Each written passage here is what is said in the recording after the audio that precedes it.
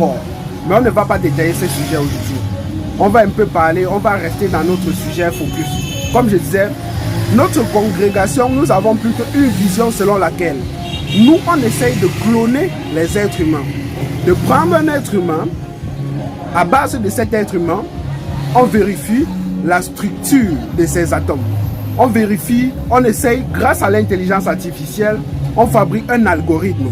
Cet algorithme nous permet de décrire la structure exacte de ces cellules, la position de ces atomes, neutrons, protons, électrons, tout en se rappelant quand même que ces éléments ne restent jamais fixes. Donc, nous allons d'abord, première base, nous avons confié ça à un confrère de la congrégation. Il a pour mission de concevoir l'algorithme qui peut détecter la position des neutrons, protons, électrons à chaque instant sur un corps humain. Et lorsque nous allons pouvoir alors fabriquer, avoir le programme, l'algorithme, nous allons tout simplement structurer notre projet.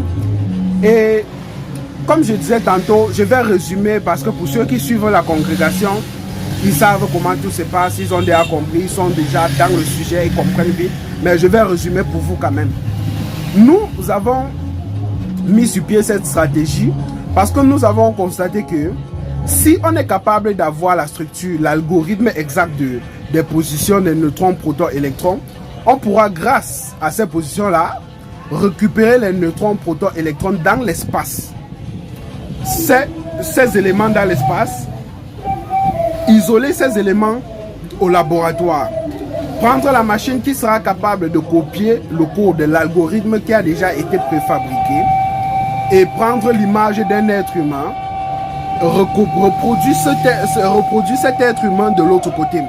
L'avantage que nous aurons, c'est que on pourra prendre un cadavre, une personne décédée, prendre juste son image, sa photo, donner à l'algorithme et isoler les neutrons, protons, électrons, et grâce à cet algorithme refaire sa structure et animer sa structure, ce qui fait qu'on va atteindre l'immortalité.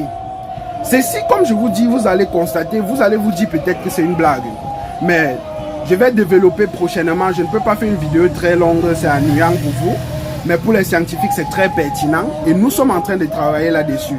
Et je trouve que cette idée, elle est très brillante. Et si d'ici la fin d'année, on arrive à mettre ce projet sur pied, nous allons maintenant, nous n'allons pas quand même rendre ça public, on va garder ça pour nous parce qu'il nous faudra même peut-être 10 ans pour avoir les autorisations nécessaires. Donc, restez scotchés et pour ceux qui veulent en savoir plus,